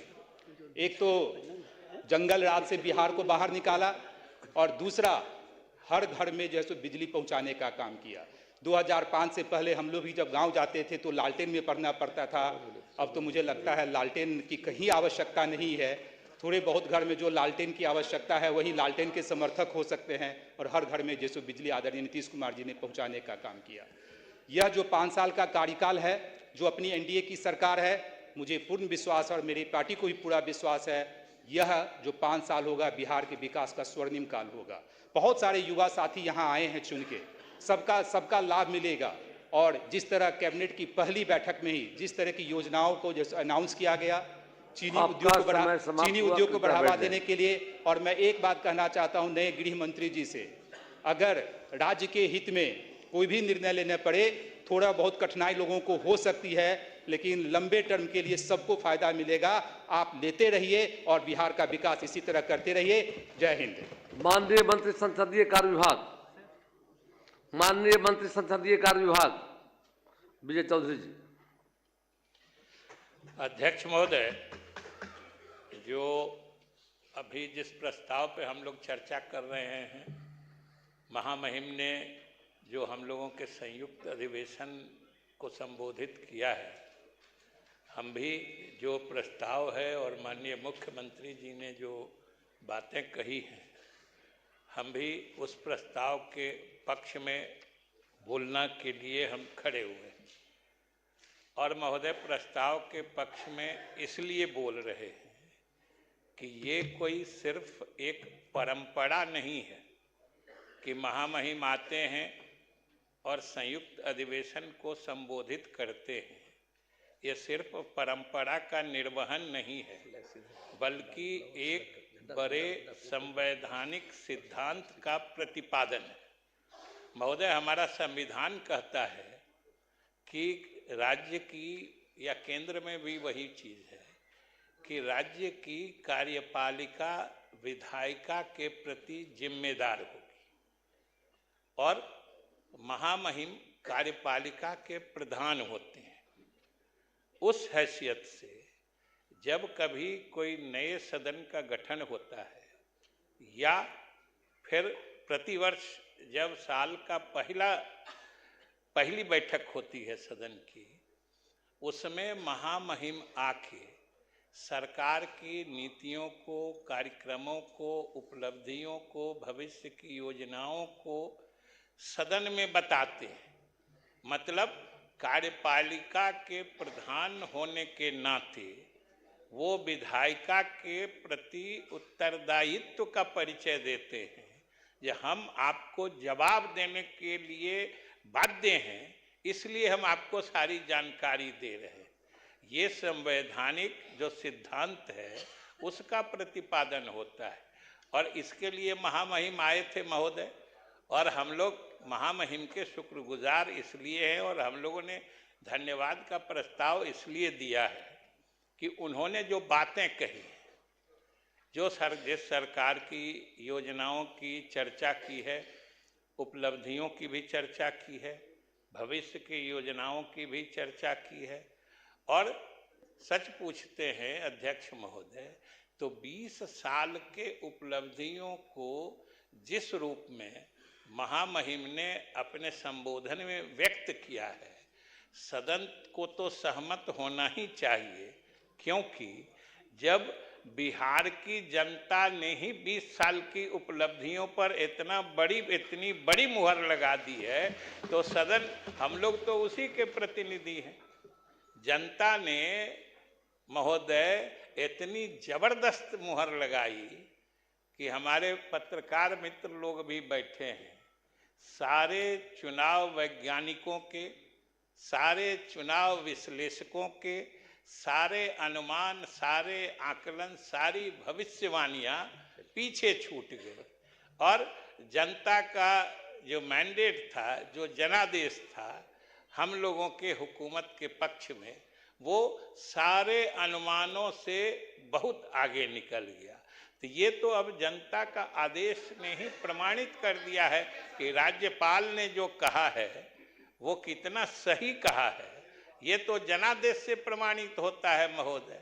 और आजकल एक और चीज हम देखते हैं, बहुत लोग को महिला के बारे में संदीप जी भी बोल रहे थे, वैसे जो चुनाव आयोग की घोषणा के बाद जो ये रुकावट होती है आचार संहिता में, वो नई योजना के बारे में होती है। हमेशा जान लीजिए कि कोई नई योजना घोषित करके किसी को आप आर्थिक लाभ पहुंचाने की बात करते हैं। आप कृपया बैठ जाएं। संदीप जी प्लीज बैठ जाइए, बिना अनुमति के मत बोलिए, बिना अनुमति के मत बोलिए। प्लीज बैठ जाइए, बैठे बैठे मत बोलिए, बैठे बैठे मत बोलिए। ठीक है, आपको मौका मिला था, प्लीज शांति रहिए।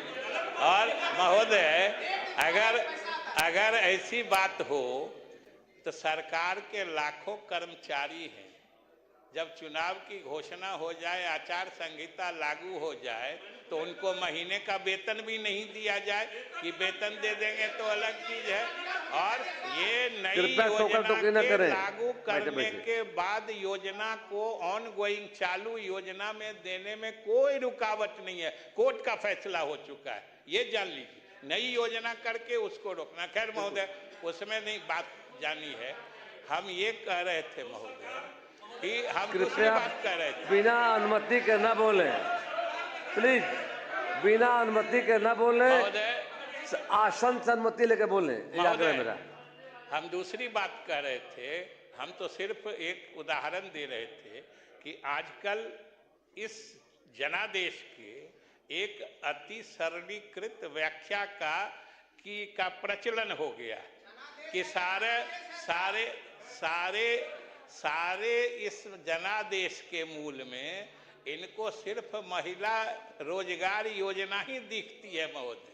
बल्कि जान लीजिए वो तो तात्कालिक कारण थे, इसके बुनियादी कारण 20 साल की उपलब्धियां हैं। 20 साल में ऐसा आप लोग तो SIR करते करते हमारे जो मुख्य चुनाव आयुक्त हैं ज्ञानेश कुमार जी, उनकी विश्वसनीयता इतनी बढ़ा दी कि वो अंतर्राष्ट्रीय चुनावी संस्था के प्रधान नियुक्त हो गए। ये समझ लीजिए। आप लोग तो इतना महोदय, इतना मिथ्या फरेबी आरोप इन्होंने ज्ञानेश कुमार पे लगाया, एक मिसाल नहीं दे पाए, एक उदाहरण नहीं दे पाए, लेकिन कितना वोट चोरी का नारा लगाए, एक वोट चोरी साबित कर सके। और यही हमारे मुख्य चुनाव आयुक्त का सबसे बड़ा प्रमाण पत्र हो गया और आज वो अंतर्राष्ट्रीय संस्था के प्रधान बन गए महोदय ज्ञानेश कुमार। और हम तो ये कह रहे थे कि भाई ये 20 साल की उपलब्धियां हैं, पूरे चुनाव में एक कोने से नहीं आवाज आ रही थी जो सरकार या मुख्यमंत्री के खिलाफ एक आवाज थी। मुझे याद है यहीं पे 2 साल पहले करीब, अरे बच्चे न, आप बोल रहे थे तो हम बोल रहे थे। संदीप जी प्लीज, संदीप जी बिना अनुमति के न बोले महोदय, आसन से अनुमति लेने पर बोल रहे थे तो हम बोल टोका नहीं करे महोदय। प्लीज हमको याद है इसी सदन में 2 साल पहले नेता प्रतिपक्ष यहाँ भी बोले थे और बाहर भी बोलते थे हमारे मुख्यमंत्री के बारे में कि ये अब थक गए, इनको आराम करना चाहिए। उसी दिन हमने कहा था आपको कि डॉक्टर हरवंश राय बच्चन की 2 पंक्तियां सुनाई थी कि अभी कहाँ आराम बदा है, ये सब बातें छलना है, अभी तो इनको मीलों चलना है। और आज ये सोच महोदय कि ये मीलों चल के आज मकबूलियत का वो मुकाम हासिल कर लिए हैं कि आने वाली पीढ़ियां रश्क करेंगी, उनको ईर्ष्या होगी राजनीतिक पीढ़ी में 10-20 साल बाद कि राजनीतिक पीढ़ियों के मन में ये इच्छा जगेगी जब आज का समय कल इतिहास बनेगा और हमारे नेता की उपलब्धियां पढ़ेगा, एनडीए सरकार की उपलब्धियां पढ़ेगा, उनके मन में ये भाव जगेगा काश हमारे जमाने में भी एक ऐसा नेता होता। ये महोदय, ये हमारे नेता की उपलब्धियां हैं।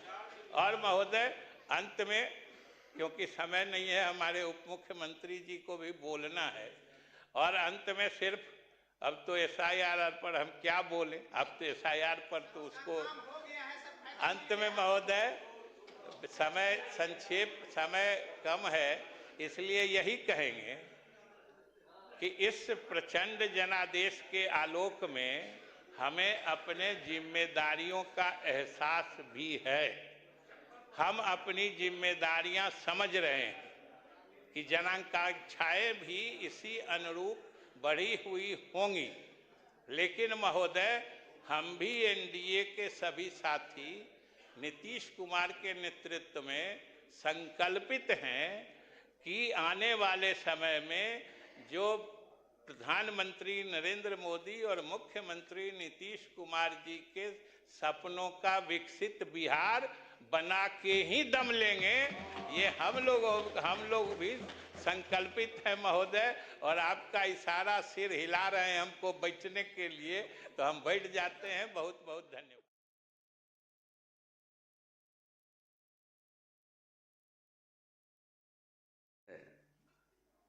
नहीं,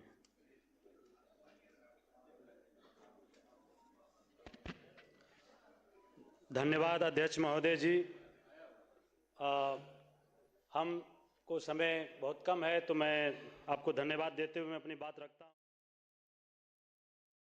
सरकार ने कहा था कि हर प्रखंड में सरकारी महाविद्यालय की स्थापना होगी, लेकिन हमारे विधानसभा रामगढ़ में अभी दुर्गावती प्रखंड और नुआव प्रखंड में सरकारी महाविद्यालय का स्थापना नहीं हुई है, जिसके चलते वहाँ के बच्चे और बच्चियाँ जो है बाहर पढ़ाई करने के लिए मजबूर होते हैं। साथ ही सरकारी अस्पतालों में बिल्डिंगें तो बन गई हैं अस्पतालों की, लेकिन डॉक्टर उपलब्ध नहीं है। हमारे विधानसभा के अस्पतालों में आज तक एक भी हड्डी का डॉक्टर, महिला प्रसूति रोग विभाग की एक भी डॉक्टर उपलब्ध नहीं है, जिसके चलते जो है बहुत दिक्कतें होती हैं। साथ ही हम लोगों की विधानसभा NH-19 GT रोड से सटा हुआ है, तो हमेशा सड़क दुर्घटनाएं होती हैं, जिसके चलते लोग इलाज के अभाव में अध्यक्ष महोदय जान गंवाना पड़ता है। तो एक ट्रामा सेंटर का अगर निर्माण हो जाए तो अच्छा रहेगा। साथ ही अध्यक्ष महोदय खेती का सीजन है, धान अधिप्राप्ति जो है अपने सरकार लक्ष्य से बहुत पीछे है। हमारे कैमूर जिले में और खास करके रामगढ़ विधानसभा में अभी 1% भी धान जो है खरीदारी नहीं हुई अध्यक्ष महोदय, जिससे किसान अपने धान को औने पौने दाम में बिचौलियों। अध्यक्ष महोदय थोड़ा सा सुन लिया जाए, हम अपने पार्टी के इकलौते विधायक हैं, अपने धान को औने पौने दाम में बेच रहे हैं सर, और डीएपी भी उपलब्ध नहीं है, जिससे किसान अपने डीएपी को खरीदने के लिए सर मजबूर है। सदस्य श्री इंद्रजीत प्रसाद गुप्ता जी।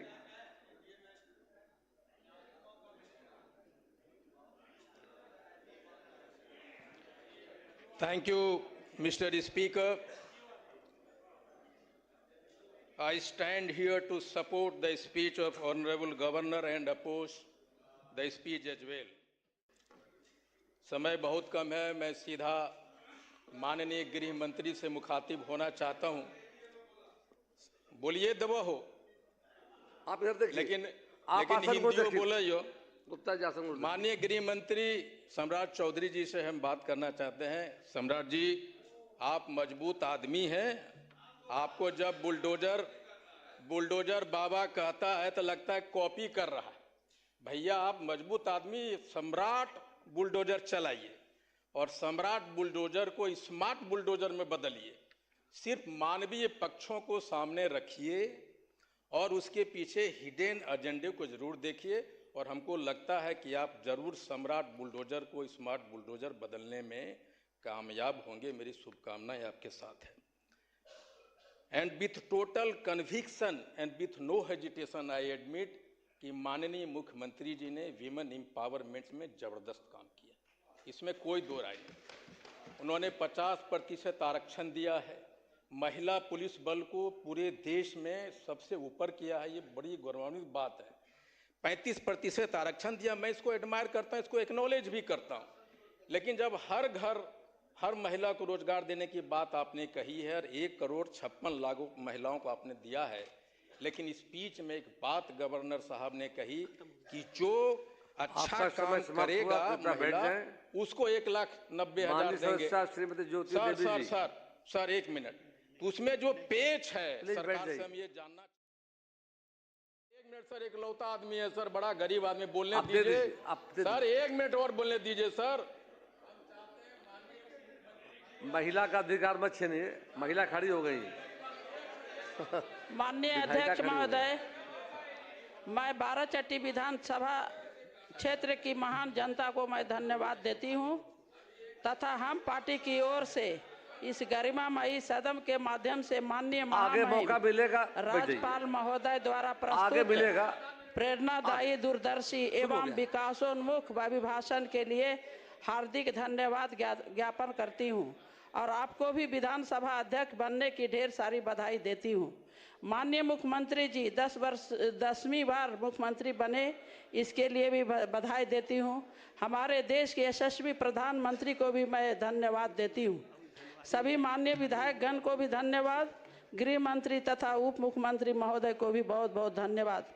माननीय राज्यपाल महोदय ने अभिभाषण में जिस प्रकार राज्य के सामाजिक, आर्थिक और प्रशासनिक विकास की समग्र तस्वीर प्रस्तुत की है, वह न केवल सरकार की उपलब्धियों को दर्शाती है बल्कि भविष्य की स्पष्ट दिशा भी तय करती है। यह अभिभाषण केवल औपचारिक वक्तव्य नहीं बल्कि राज्य के विकास का एक ठोस रोड मैप। आपका समय समाप्त हुआ, कृपया बैठ जाएं। अब सरकार को उत्तर होगा, मौका मिलेगा आगे, फिर मौका मिलेगा। अब सरकार का उत्तर होगा माननीय उप मुख्यमंत्री श्री सम्राट चौधरी जी।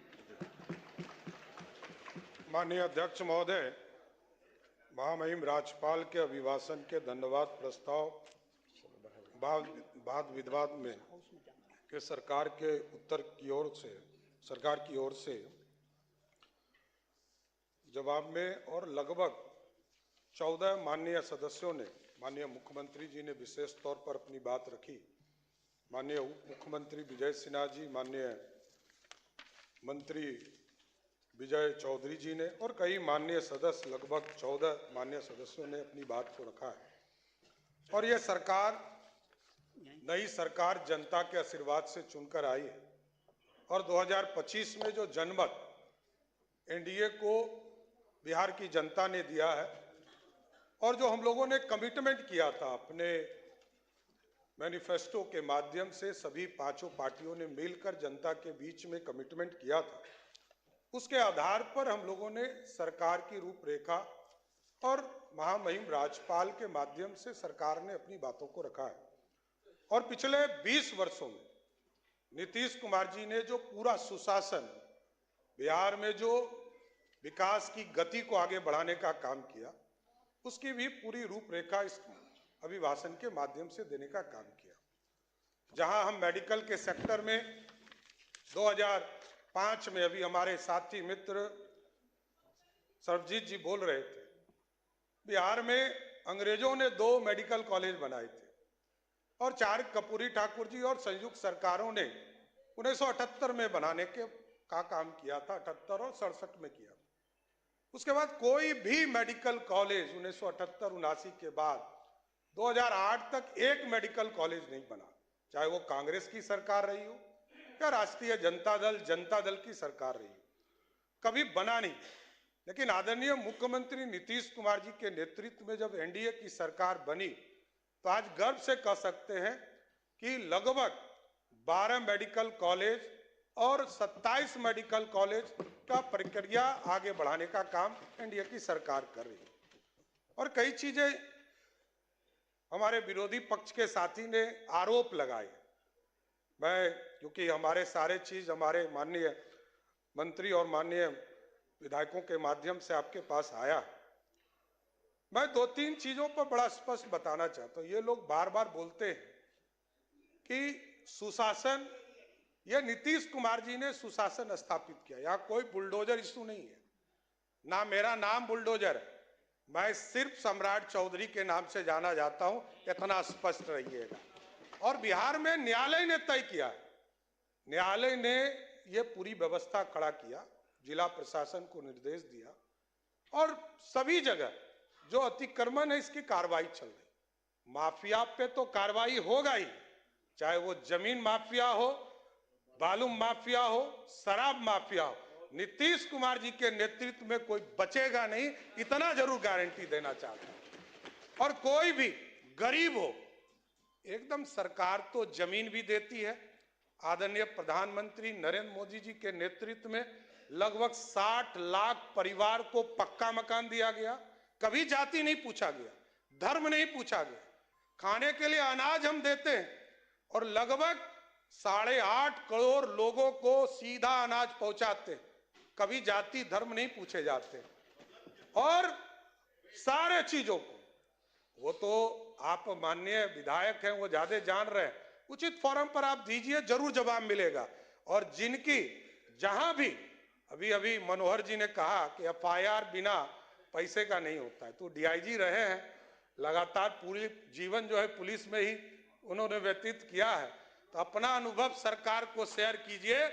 एक एक व्यक्ति से भी पैसा लिया जाएगा तो जरूर उसको बर्खास्त करने का काम नीतीश कुमार की सरकार करेगा साथियों। और कुछ लोगों ने कहा कि रेलवे, अरे सरकार का दायित्व है, 2022 में लगभग 6000 स्पेशल ट्रेन चलाएगी, 2023 में लगभग 7500 रेलवे का स्पेशल ट्रेन चलाया गया, 2024 में आपको लगभग 9500 रेलवे का स्पेशल ट्रेन चलाया गया। और इस बार हम लोग गए थे, स्वयं गए थे, मैं गया था, केंद्रीय मंत्री ललन सिंह जी गए थे, संजय झा जी गए थे, हम लोगों ने जाकर आग्रह किया कि बिहार के लोगों को दिक्कत नहीं हो, यही लोग दिखाते थे। विरोधी पक्ष ही कांग्रेस के लोग, राजद के लोग दिखाते थे कि जो बाहर से लोग आते हैं उनको दिक्कत होती है। इस बार 12,500 ट्रेन बिहार में स्पेशल चलाकर बिहार को लोगों को लाने का काम किया। और स्वाभाविक ये लोग अब इस प्रश्न उठा रहे हैं, जिसने इलेक्शन कमीशन को पॉकेट में रखा है, लोकतंत्र की हत्या की है, और नीतीश कुमार जी यहां मुख्यमंत्री हैं, यदि जेपी आंदोलन में जेल नहीं गए होते तो आज इतना बड़ा लोकतंत्र का नेता नहीं बने होते। उसका कारण कौन था? कांग्रेस पार्टी। यही लोग बोल रहे हैं। जिस लालू प्रसाद जी को कहा गया कि गरीबों का बेटा, गरीब गुदरी का लाल बेटा, माननीय सदस्यगण, सदन की राय से आज के निर्धारित कार्य पूरे होने तक बैठक की अवधि विस्तार की जाती है। बोले जाए। आदरणीय अध्यक्ष जी, बहुत स्पष्ट है, सरकार की नीति एकदम स्पष्ट है। लालू प्रसाद जी मुख्यमंत्री बने, जिस जिस नारा को उन्होंने दिया वही नारा उन्होंने तोड़ने का काम किया। और स्वाभाविक है, कई हमारे साथी ने कहा कि अब तो लालटेन युग ही समाप्त हो गया, अब तो घरों में बिजली है। और बिजली बिल सिर्फ सत्ता पक्ष का नहीं, विरोधी दल के नेता का भी बिजली बिल आता है तो 125 यूनिट माफ कर कर आता है। यह नीतीश कुमार की सरकार है, किसी को छोड़ते नहीं है। 1 करोड़ 90 लाख परिवार है जिसके सभी परिवार को 125 यूनिट बिजली मुफ्त हम देते हैं।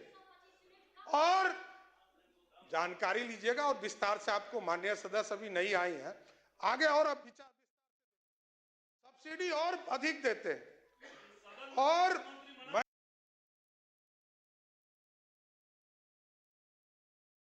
मैंने स्पष्ट तौर पर कहा कि मुख्यमंत्री हो, विरोधी दल का नेता हो,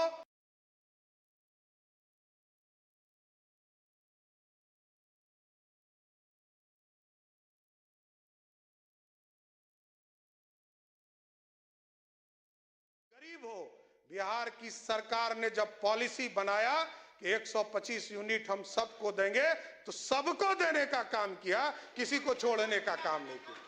और मैंने वो दिन भी देखा है, माननीय अध्यक्ष जी, जब कांग्रेस की सरकार थी, यूपीए की सरकार थी, यूनाइटेड फ्रंट की सरकार थी, वो दिन भी हम लोगों ने देखा है कि जब कांग्रेस का राज था, सर्किट हाउस में बैठकर तय किए जाते थे कि कौन चुनाव जीतेगा, कौन हारेगा। हमारे लोग तो 30 वोट से हार गए। आप पूछिए, यहां बैठे हैं भाजपा के विधायक, 30 वोट से हमारे चुनाव हार कर आए। सत्ता का दुरुपयोग करना होता तो हमारे लोग चुनाव जीत कर आए होते। ये समझिए, आप ये समझिए, ये लोकतंत्र है, ये लोकतंत्र है। और हमारे लोग हजार वोट के नीचे कितने लोग आए, ये हार कर आए, ये भी बताना चाहता हूं। और हम लोगों ने वो भी देखा है, 2000 का चुनाव, 95 का चुनाव, 6 महीना तक चुनाव चला था बिहार में। और जो चुनाव कराने वाले इलेक्शन कमीशन के कमिश्नर थे, वो कांग्रेस के सदस्य बनते थे, राज्यसभा के सदस्य जाते थे। और जो सुप्रीम कोर्ट में जज बनते थे, वो भी कांग्रेस पार्टी के सदस्य होते थे। कभी जज बनते थे, कभी राज्यसभा जाते थे। वो दिन भी देखा है बिहार के, देश के लोगों ने। इसलिए लोकतंत्र है, लोकतंत्र में पूरी व्यवस्था जनता को तय करने दीजिए। जनता ने पूरी व्यवस्था दिया है, जनता के माध्यम से पूरी सरकार चुनकर आई है और जनता का भरोसा है। जनता ने 202 सीटें देकर बिहार में प्रचंड बहुमत नीतीश कुमार जी और मोदी जी को देने का काम किया। इसलिए हम लोगों ने तो पहले दिन से काम शुरू कर दिया है। अध्यक्ष महोदय, जब पहली कैबिनेट हुई तो न्यू टेक हब के लिए कमेटी बनाने का काम किया गया, न्यू एज इकोनॉमी के तौर पर एक कमेटी बनाने का काम किया गया, स्टार्टअप के पूरे ग्रुप्स को चलाने के लिए कमेटी बनाया गया, आर्टिफिशियल इंटेलिजेंस के लिए कैसे हम उसका प्रयोग कर सकते हैं, लोग दुरुपयोग नहीं करें। और हमने स्पष्ट तौर पर कहा है कि जो लोग मीडिया पर या सार्वजनिक स्थान पर किसी व्यक्ति को गाली देने का काम करेंगे, उसको जेल के अंदर जाना होगा, कोई बचा नहीं सकता है। आप सार्वजनिक गाली नहीं दे सकते हैं, यह अधिकार नहीं है। लोकतंत्र लोक लज्जा से चलता है, सबको यह व्यवस्था में आना पड़े। इसलिए पूरी व्यवस्था लगातार नीतीश कुमार जी के नेतृत्व में चल रहा है। शुगर मिल के बारे में विजय जी ने बताया कि 25 शुगर मिल जो हमारे, उसमें से 9 जो बंद पड़े, उनको भी पूर्ण रूप से चालू करने का काम किया जाए। इसलिए माननीय सदस्यों ने अपनी बातों को रखा है और आगे भी हम लोग कई विस्तार से बातें चीज रखेंगे।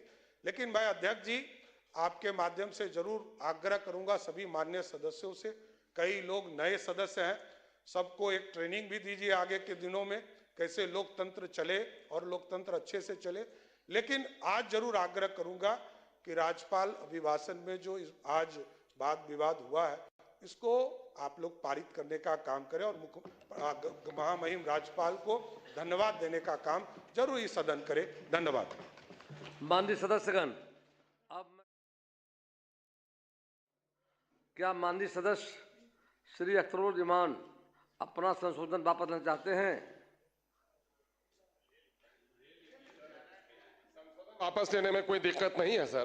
प्रश्न यह है कि सर एक बात तो धन्यवाद कह लीजिए प्रस्ताव सर। के अंत में सर एक बात माननीय तो कह सदस्य लीजिए श्री अख्तरुल इमान द्वारा प्रस्तुत सदनों को जोड़ा जाए। जो इस प्रस्ताव के पक्ष में है वहां कहें, जो इस प्रस्ताव के विपक्ष में है ना कहें। मैं समझता हूं कि विपक्ष में बहुमत है, विपक्ष में बहुमत है, यह प्रस्ताव अस्वीकृत हुआ। अब मैं मूल प्रस्ताव को लेता हूं। प्रश्न यह है कि सदस्यगण इस अभिभाषण के लिए राज्यपाल के कृतज्ञ हैं। जो इस प्रस्ताव के पक्ष में है वे हाँ कहें, जो इस प्रस्ताव के विपक्ष में है वे ना कहें। मैं समझता हूं कि पक्ष में बहुमत है, पक्ष में बहुमत है, यह प्रस्ताव स्वीकृत हुआ। अब सभा की कार्यवाही शुक्रवार दिनांक 5 दिसंबर 2025 को